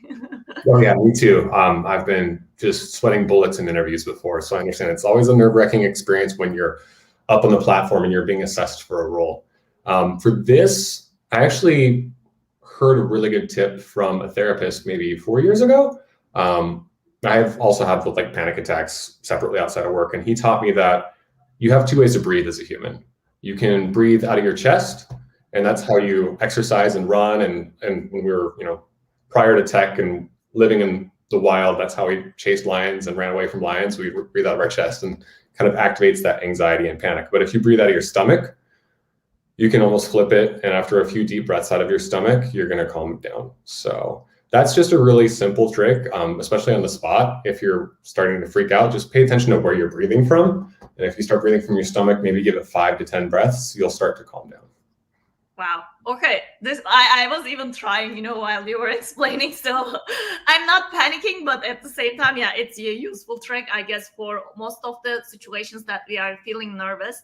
So yeah, maybe I should, ask you like as a follow-up question, like should they be thinking, like maybe, like it's like the more they practice with the companies, like the more confident they will feel, and then start less nervous, start feeling less nervous about the situation? Or like, are there any other tips besides, breathing exercise that you can give in terms of, panicking? Because like, in my own experience, that really helped. So maybe you can just, kind of elaborate a little bit on that question. Totally. That's a really good follow-up question, because the breathing exercise is great for in the moment when you need a quick relief. But what about long-term? If I'm going to set up another interview, or if there's a follow-up interview, how am I going to go through this whole sequence of processing? And it sounds like from the way you're clarifying, I'm pretty much well aligned. It's something that I like to say, one of my catchphrases, it all matters. So if you have an interview and you feel nervous and you're panicking and you're like, oh, that didn't go well afterwards, and you start kind of self-obsessing a little bit, that's okay. It's just practice. The first time you do something, it's not always the best time. So if you feel nervous during one interview, it's good to not be too hard on yourself. Think about it, maybe debrief with yourself, and then do a little bit more research to see what you could do better next time, because it all matters. Every single experience you have is just something that adds up along the way. Yeah, you just accumulate all of the experiences, and then maybe at the end of it, it's just, like you get the job, whatever you want, and it works out for the best, right? So if that position didn't work out in the beginning, maybe another position that you will like, will work out. So it's just accumulating all of the best practices and debriefing on your experience to do next time better. Yeah, thank you. Thank you so much. So Elliot is asking, if you tend to give too long of interview answers, how have you coached people to answer the question and remain concisely? If you feel like you're giving too long of an answer, and you haven't heard that feedback yet, sometimes stopping to ask a clarifying question is a good way to gut check. You can start giving your solution, and then if you feel like you're rambling, stop and ask the interviewer, so what do you think about these two solutions, and see what they respond with. If you have been told that you give long interview answers, if someone's giving you that feedback, it can be really useful to follow up with that and ask like exactly where you can do better. If your person that's giving you that feedback told you that maybe the first 30% of the answer was right on, but then after that it started getting a little bit long and started trailing, that can really help you understand from an outsider perspective what you can do to remain concise. Got it. And breaking down into some kind of bullet points in your head might help too, right? So I use that technique all the time. Okay, this question maybe like we'll just have these bullet points, and then okay, 1, first, 2, like that type of a thing helped me too. Maybe that's another trick that we can just give as an advice too. Cool. Garrett is asking, as a fellow dude with longer hair, okay, that's fun. What would be the most appropriate visual representation to be in an interview? I'm digging the backwards hat, but would a hat beanie be acceptable? Yeah. That's an awesome question. Yeah, I'm wearing a hat today. It's been my look for the whole last year while we've been working from home, and I've been letting this go while working remote too. Actually, all my pictures, I think, on this session, I have short hair, so I need to update that. But to your point, I think it's important to do two things with your appearance. Like one, remain approachable and clean and good, but then two, remain comfortable. So if you have a favorite beanie, I actually have one in my room. It's probably should be washed, but it's my favorite beanie. So I can maybe think about, should I put my hair in a ponytail? Should I just wash it and keep it dry and make it look fresh? But no matter what, I want to make sure I'm not fidgeting with it during the interview. Like maybe a ponytail isn't right for me because I'm not used to it, so I might be fixing it the entire time. But somewhere between, like hat off but clean hair and kind of out of my face.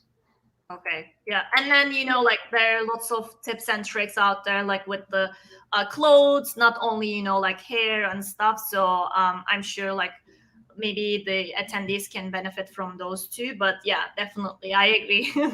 Hopefully my hair is good now. Oh, yeah, that's great. Okay. Cool.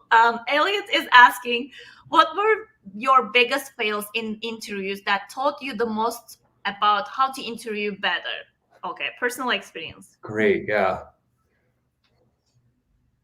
I gotta think about that one for a second. Because I have one answer, but I want to give it a little bit more thought. Yeah. So the one answer that came to mind, and I'll just start with that. In the presentation, I talked about not making assumptions. I have been in interviews before where just 5 minutes into the interview, it got derailed. The interviewer asked me a kind of jarring question and I was thrown off and I made an assumption. And I might have like visually reacted to that. So I've learned if I ever feel thrown off to not take it personal and just think about how I'd solve for their problem or solve for their query and not let it freak me out or let me get offended or anything by that, so. That's the knee-jerk reaction. Something else I've learned is what you were saying earlier, which is doing bullet points, right? I've run into interviews before just like on a whim, like I've done this job for 6 years. I can do another customer service job, no problem. And then fallen short in my answer. So being able to break down the question and give bullet points in my head when I'm discussing has really helped. Perfect. Thanks for sharing that. And then we will go to Sayali's question. How do we prepare our mindset for behavioral interview? Yeah, actually, this is an important one. Like, I know like there are technical interviews, there are behavioral, and then leadership, lots of interviews types. So yeah, let's just hear from you, James.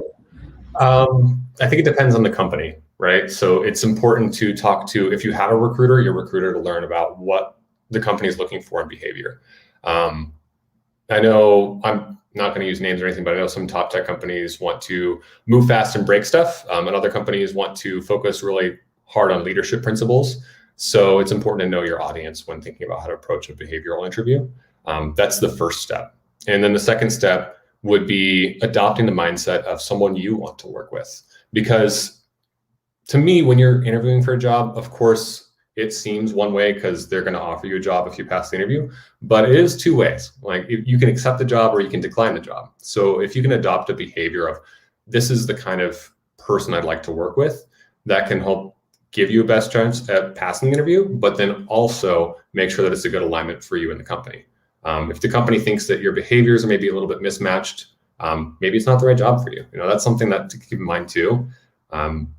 I've been in interviews that didn't go well and I didn't get the job. And then looking back, I thought, you know what, I'm kind of glad I don't work there right now. So it's important to keep a cool attitude. Like I want to work with these kind of people. So this is the kind of behavior I would adopt. Got it. Yeah. It's just know your value first. Mm-hmm. And then, like kind of look at the culture at the company, like of the company. So that way, like you can just see how, the interview can go. I guess, yeah, that's a good trick. Like, perfect. Thank you. So Nicholas, back again.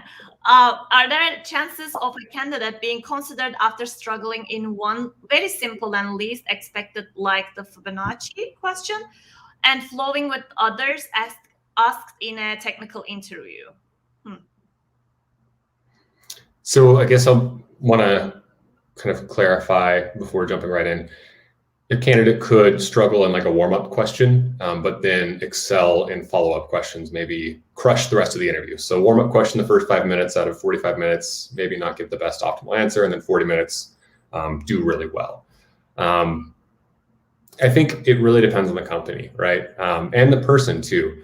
A lot of interviewing can be the way people perceive you and the way you perceive people. So it can be a little subjective. And there is still a chance to salvage an interview, I think. No matter the position, if you have a little bit of struggle in the first question, I wouldn't let it get you down. I wouldn't focus on that too much, because there is a chance, like in this question from Nicholas, where you've asked, you can do great in the rest of the interview. Usually in staffing, not just at Google, but in my experience at other companies, we want to take a holistic view at a candidate when interviewing them. And just because they maybe didn't do so well in one part of the interview doesn't mean that they're not a great candidate. I know I don't operate at 100% all the time myself, so I want to definitely give some mercy to other people too. Yeah, definitely. It's just the overall, like view of the candidate itself, I guess. Like, it's not like just one thing. So they shouldn't overthink, right? After, like maybe they should have a debrief for sure, what could have been improved, but at the same time, it's not like overthinking of okay, like what did I do? Maybe, like you will pass it. You don't know right now. So maybe look at the overview of the answers that you answered already. Cool, thank you. And then now let's see. Okay, thank you for a great session. We are having question. How can I make a recruiter's life easier when preparing my resume? Okay, resume for sure. Yeah, I love this question. Thanks so much for asking, and I would love to help you out too with this. So a good resume, in my opinion, is concise but impactful. I think that it can be really difficult to accurately summarize your experience, but if you're able to kind of have an overall theme. So for example, you could be really into data analytics now, but you maybe had a background in front-end development. You can write your resume to show that you've been focused more on data analytics, but maybe you started off in front-end development. That's how you got your technical approach.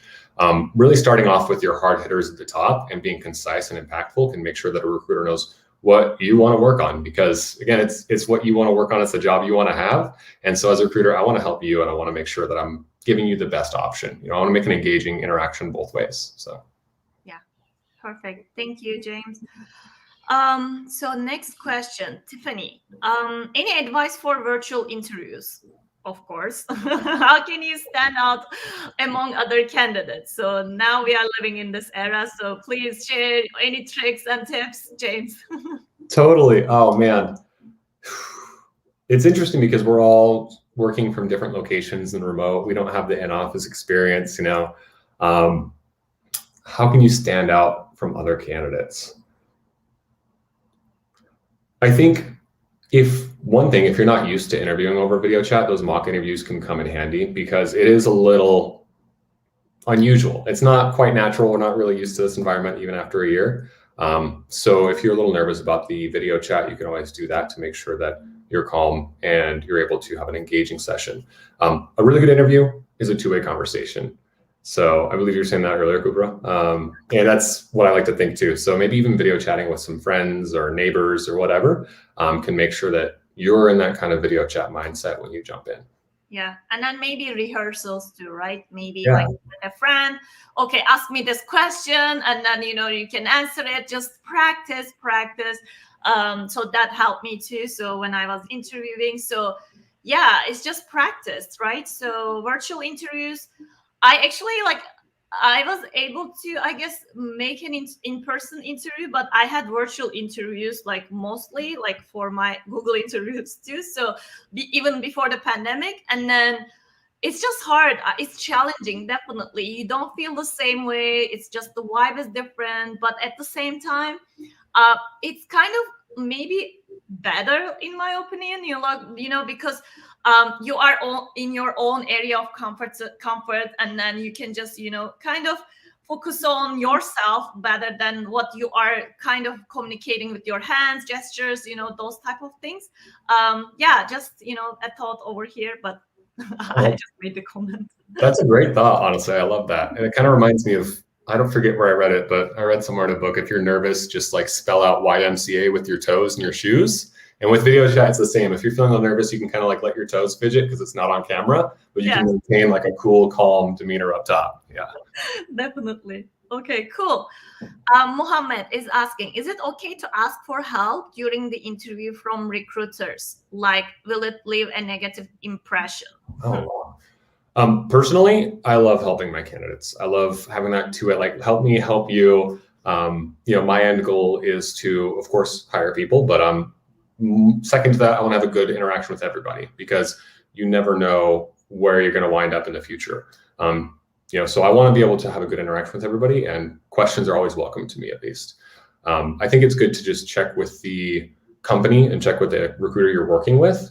At the beginning of the call, just to see that you're fielding your questions to the right place. Some companies, they do an interview from the first phone call, so if you want to just double check, like, hey, are we going to do an interview, or are you my recruiter? Kind of what's the nature of this relationship here? You can make sure that you're asking the right types of questions and the right type of help. Yeah. But overall, asking for help is a good thing in my eyes. Yeah, definitely. Recruiters are best friends actually during the interview, I think. So yeah. Next question.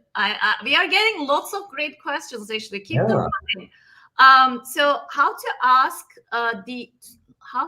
to recruiter for feedback, or how you perform in that interview? I guess they're asking like for feedback, maybe as a follow-up, after the interviews, and then how you perform maybe from the recruiter, that will help them to just maybe do next better, So yeah, go ahead. Yeah, like you said, it's a lot of great questions we're getting now. And it seems like to me, like you were saying, this would be maybe after the interviews, feedback on how I did as a candidate or you did as a candidate, what I can do better. And I love that question. Anytime someone asks it of me, it's really important to learn how you can develop and grow. So it's easy as just asking for feedback. And if the recruiter or if the person you're working with is maybe a little indirect and can't give you an exact answer, you can always just frame it as a tip for interviews. If you can't give me any feedback, then do you have any tips for interviewing next time, or tips with another interview? And then go from there. But the best thing you can do is just ask. My dad always used to say, you don't know unless you ask. So I like to think the same is true. Just ask a question and go from there. Cool. Thank you. And then next question. How would you read the room in the interview if you are a person dealing with anxiety and you have an episode during the interview? Wow. Okay. This is a huge question. That's a very large question. And I can relate. I think earlier I was mentioning how I've had a breathing exercise from my therapist a few years ago when I was dealing with some panic attacks and stuff. And this is what I like to think, like I've mentioned it a little bit before in the presentation and otherwise, not making assumptions, right? I've made assumptions before and gotten off on the wrong foot. So with my background, with having panic attacks, it's easy to kind of make a false assumption and then let it throw you off for the rest of the interview. So if you have a lot of anxiety and you're feeling that you're reading the interview a little bit differently or reading the room wrong, it's important to just kind of simplify, calm down, like take a few deep breaths out of your stomach and just focus on the nature of the questions and give it your best shot. And then from there, like you were saying, Kubra, like focus on the interview after the fact and maybe think about fundamentally what you can do, making bullet points and what you can do to change your structure moving forward. Mm-hmm. Should they pause, like, and maybe take a break, like, just asking for a break? I'm not sure. I'm just asking, like, will that be a good thing? I think it can be. It just depends on the situation. This is one of those fluid questions where I can't give an absolute answer. But I think that at least asking for a break to think about what's going on or think about the question is pretty widely accepted. If you're thrown off and you feel like, oh, that was a weird question, you say, can I think about that for a second? I'd like to make sure I'm answering this right, and then calm down and then go from there. And maybe drinking water too, right? It's that's a clutch. You're automatically, sorry, I can't talk right now. We'll take a break, just to get rid of that anxiety a little bit. Yes, totally. Great tip. Okay, cool. Lovely is asking how to answer the question related to the gap in the employment. So most of the reasons we take a gap in employment, and I've had it too, are personal reasons, right? You don't necessarily need to volunteer personal information. You can say simply, I needed some time with my family, or I needed some personal time. And then you can focus on what that gap did to make your life better and make you a better candidate too. Like, I needed to focus on family. I wanted to be able to make sure I give my family everything 100%, and everything's great. I'm ready to enter in the job force now. But yeah, don't feel obligated to give personally identifying information or sentimental details. It's definitely not relevant to the job if it's personal. So. Got it. Cool. That's good to know, actually, for all of like people who are taking those gaps. Cool. Wento is asking, what are curveball questions you have seen in the interviews, if any? I love this question. I want to give 2 answers if I can. Is that okay?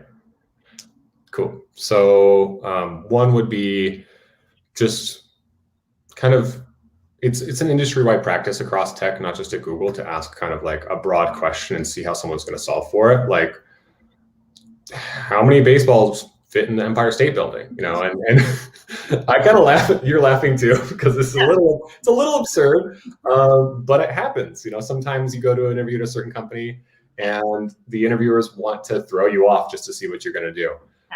Another question I had at a different company at a different interview was, what's something that you're contrite about? And they just stopped. Like, what's something that you, and I was really thrown off because I didn't know how to turn that into a work-oriented question. I was like, oh my gosh, here we go. Like, this is like, I'm gonna have to get into politics in an interview. This is not good. And so it can really be anything, but I think that the trend that interviewers have is just to see how you react when you get thrown off. So it's important just to use that car star methodology, or the bullet point approach answer that we were talking about, Kubra. Make sure that you're providing a cohesive answer that is front to bottom. And then lastly, the contrite question I got, it's good to stay away from too racy topics. If you get something like that, you can say something like, I don't like lifted trucks, and then hope that the interviewer doesn't have a lifted truck. But go through a sequence of why you don't like something. That's fun.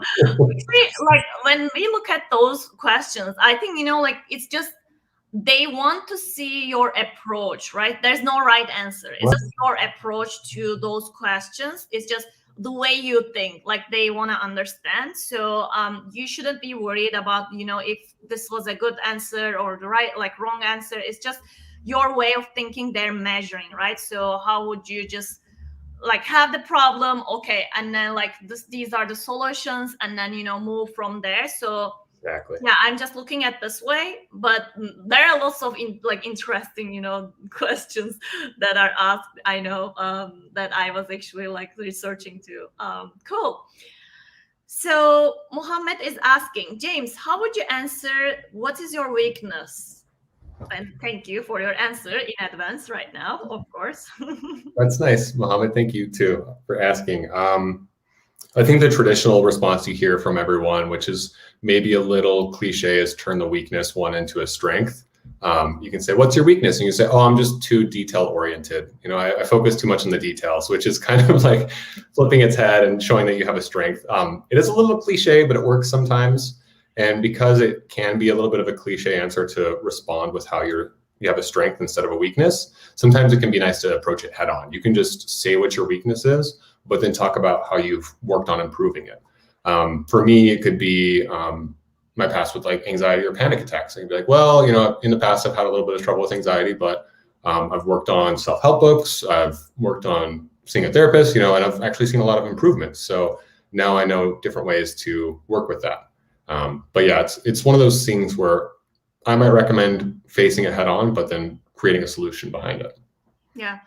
And maybe using the term of, opportunity to grow, yeah, that will help, right? So instead of if someone asks you, okay, what's your weakness? Don't use weakness. You just use maybe instead of weakness, tell them, oh, I have the opportunities to grow myself on these aspect. So maybe that will help them to understand this is not a weakness. It's just the opportunity to grow. So just for yourself. I love that. Yeah, and just to build on it while we're on the subject, like I used to have a hard time coding in SQL, but I got a mentor, and like that's gotten better. You can provide a specific example to the job of how you turn it into a growth opportunity. Great. Cool. Okay, let's move on to. We have 6 minutes left, and maybe this is our last question that we have you for, James, and then we will just close out Elevate session for this month. So next question: what's the best file format for a resume? So like PDF or docx, I'm assuming. I think PDF is pretty universal. You get the doc formats, and sometimes it's from a Microsoft computer and someone's using an Apple. So I just say PDF is kind of my go-to. Yeah. Okay, PDF. It is what it is. So I guess we have another one. Someone squeeze this in. So what exactly do you folks look for from fresh grads for an SDE role? Do you expect deep knowledge of particular stack, or will general breadth of knowledge do? Ooh, yeah, that's a two-part question. Can't really answer on behalf of Google. This is more my personal opinion. And also I don't actually work on new grad requisitions, so I couldn't even give an accurate answer for Google if I tried right now. I think it's important to look at what the role details are and clarify with your recruiter, if you have one, or someone working at the company, or any other resources out there, what like internships or fresh grad roles entail. In my experience, like you don't necessarily need a deep knowledge of a particular stack. You need to have a broad understanding of how to work with this. Because as a new grad or an internship, there usually is room to grow. So showing that desire to grow within the role, but with a core knowledge can help. That's my best approach. Yeah, this applies to any company that you are. Like it's not just Google based, but this applies to any company. So, okay. Cool. And with that said, are we going to have another one? Okay, we have so many great questions. Okay, this is the last one then, and then we can just close out the Elevate. But tips on writing cold emails to recruiters. Keep it friendly and short and sweet. I think that just to kind of reveal what I see on my side of the screen, sometimes I have a lot of emails and a lot of inbox messages. So if you get to the point, if you're like, hey, I really like this position for this reason, and here's my resume, I'm ready to talk and ready to interview, that can help me help you. Having a really clear direction. But I love being friendly with all the candidates. I love my job. I love having fun with people. So a few emojis or a GIF, that's always welcome too. Cool. That's good. Perfect. Yeah, just be, like the kind of being a human being that you are showing, like it doesn't have to be long. And then I know recruiters don't have that much time, so I'm sure. So you are reading through lots of things. But yeah, this is good. Perfect. Thank you. I would love to actually conclude this session. Thank you so much, James, for joining us today and then sharing your, expertise and then all of the experiences that you had throughout your all career. So we would love to maybe have you for another session too, maybe in the future. But for now, we will say, again, thank you. And thank you. Yeah. I had a lot of fun. I really appreciate the opportunity. That was great meeting and talking to everyone and answering questions. So thank you. Perfect. Thanks. And now, okay, I will just kind of close out today again. And thank you so much, everyone, for joining Elevate today. We have a few words that we are right now having for all of you. Hope you all enjoyed actually the sessions. We would like to kindly request from you to fill out the feedback survey in the follow-up email and also in the chat that we are right now sharing. So That way we can just improve our program along the way, throughout the year. And also, don't forget, you will just obtain a certificate of participation for each team that you are completing. So if you let's say join 3 or 4 sessions of the theme, so you will obtain that certificate, and then you can just share on your resumes on LinkedIn, or however you would like to just present that. You can use our hashtag LOA training to just let us know and let the others know how useful this session was for you. So that way, the others can benefit from the content that we are always producing every month. So nextly, I'm going to say our next session will be happening in late May. Just feel free to sign up for the registration that we have on the website. So, and then you can just, hear from us. If you have any questions, please email us at elevate-team@google.com. And we are looking forward to you next month. But I will actually now have Deni share a few words here, who is on my team. Actually, welcome, Deni. What's going on, everybody? I'm so happy at how successful. Number one, I think this was a very successful event today. I saw the chat going crazy. People loved it. Stephanie was phenomenal. James was incredible. But I think one more thing I want to say is the team as a whole that was working tirelessly behind this, absolutely amazing. A lot of people kept saying, thanks for promoting this and showing this. I can tell you the amount of work that has gone into this event and everyone after this one. It's tiring and incredible. And I just want to make sure we give a huge shout out to the entire team. I'm beyond grateful to be on this team. Kubra is an amazing leader in this initiative. And I just want to make sure everyone knows that. Highly recommend, if this is your first time, don't make this your last time. And the biggest thing is fill out that form. The link is right there. It is super easy to remember. You can type it in just by looking at it. But those certificates, you could share it on your Twitter. You could share it on your LinkedIn. You could share it on your resume.